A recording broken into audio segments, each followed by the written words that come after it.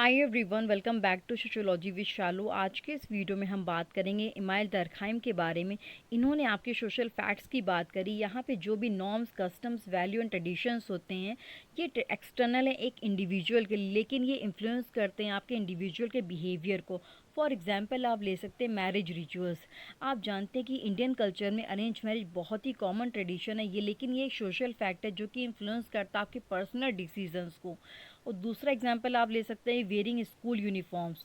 यहाँ पे देखिए जैसे स्टूडेंट्स जो होते हैं यूनिफॉर्म पहनते हैं इसलिए नहीं कि उन्होंने खुद चुना, बल्कि स्कूल सिस्टम के एक्सपेक्टेशंस के हिसाब से उसको पहनते हैं। ठीक है, तो इस चीज़ को ध्यान रखिएगा। अब देखिए दरखाइम का व्यू क्या था सोसाइटी को लेकर। ये बिलीव करते थे society is more than just a group of individual. इन्होंने देखिए माना था कि सोसाइटी क्या है, इन्होंने ये सोचा था कि जो सोसाइटी वो ह्यूमन बॉडी की तरह है।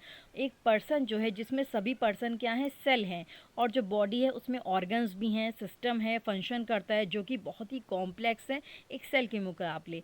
तो मतलब एक तरह से आप मान सकते हैं कि जो सोसाइटी को ह्यूमन बॉडी से कंपेयर किया गया है, राइट। अब ये चाहते थे कि यहाँ पे देखिए दूसरा पॉइंट क्या है, sociology should reform society. Sociology मतलब सोसाइटी में रिफॉर्म लेके आ सकती कैसे, जैसे अगर हम लोग ट्रैफिक रूल्स को तोड़ना शुरू कर दें, ये एक इंडिविजुअल बिहेवियर की बात नहीं होगी, ये रिफ्लेक्ट करेगा आपकी लार्जर सोसाइटी को, राइट। तो यहाँ पे हम लोग स्ट्रिक्ट लॉ ला करके रिफॉर्म की ज़रूरत हो सकती है। तो इस तरह से हम लोग चेंजेस यहाँ पे कर सकते हैं। इनका देखिए यहाँ पे कंट्रीब्यूशन क्या था, इन्होंने बहुत ज़्यादा एम्फसाइज़ किया था सोशियोलॉजी को साइंटिफिक डिसिप्लिन बनाने में, बिल्कुल प्रॉपर मेथड्स के साथ। जैसे हम लोग बायोलॉजी और केमिस्ट्री की स्टडी करते हैं उसी तरह से यहाँ पर हम लोग प्रॉपर मेथड के साथ सोशियोलॉजी को भी स्टडी करना चाहते थे। अब देखिए इन्होंने बात कही थी यहाँ पे क्या की फोकस जो हमारा क्या है, सोशल सॉलिडारिटी।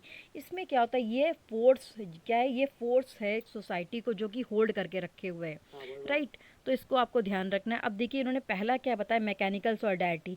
इसमें 3 पॉइंट्स को ध्यान रखिएगा कि ट्रेडिशनल, कस्टम्स, रिलीजन। यहाँ पे देखिए जो ट्रेडिशनल सोसाइटी में क्या होता है, जहाँ लोग एक दूसरे के साथ मतलब कस्टम्स, बिलीव्स, रिलीजन को शेयर करते थे, कनेक्टेड रहते थे, ठीक है। तो इस चीज़ को ध्यान रखिए। रूरल विलेज की बात ले लीजिए, गांव में क्या होता है, लोग के पास मतलब अपने खेत होते, सेम गॉड की पूजा करते हैं, सेम कस्टम्स को फॉलो करते, तो इस चीज़ को ध्यान रखिएगा। और ट्राइबल सोसाइटी में क्या होता है, जहाँ सभी लोग मतलब सर्वाइवल के लिए कंट्रीब्यूट करते हैं, तो उसको ध्यान रखिएगा, राइट।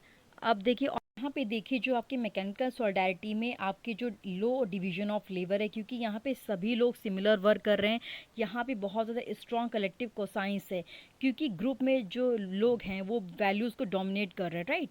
तो इस चीज़ का ध्यान रखिएगा। यहाँ पे अब हम लोग बात करेंगे ऑर्गेनिक सॉलिडारिटी की।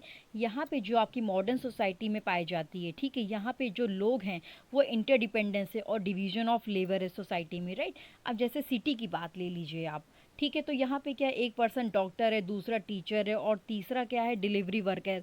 लेकिन ये सभी क्या है, एक दूसरे पर डिपेंडेंट हैं, राइट। तो इस चीज़ को ध्यान रखिएगा। फॉर एग्जांपल आप ले सकते हैं कि जैसे कंपनी में क्या होता है, मार्केटिंग टीम होती है, उसमें एक सेल्स टीम को ज़रूरत होती है, एक आपके प्रोडक्ट टीम की नीड होती है।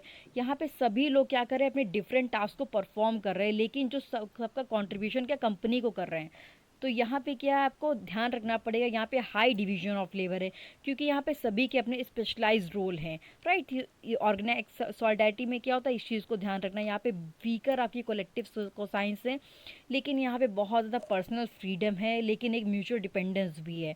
तो इस चीज़ को ध्यान रखना है। अब देखिए बात करेंगे लैक ऑफ सॉलिडारिटी क्या हो जाएगा, सोशल डिसऑर्गेनाइजेशन हो जाएगा।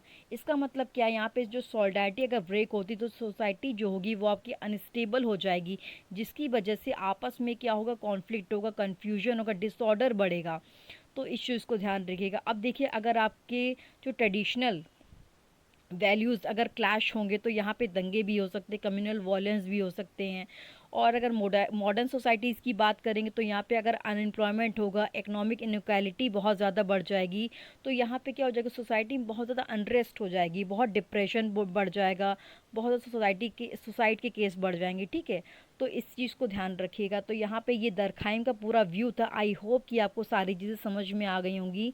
अगर आपको वीडियो अच्छा लगा तो प्लीज़ इसको लाइक और शेयर ज़रूर करिएगा। Thank you so much.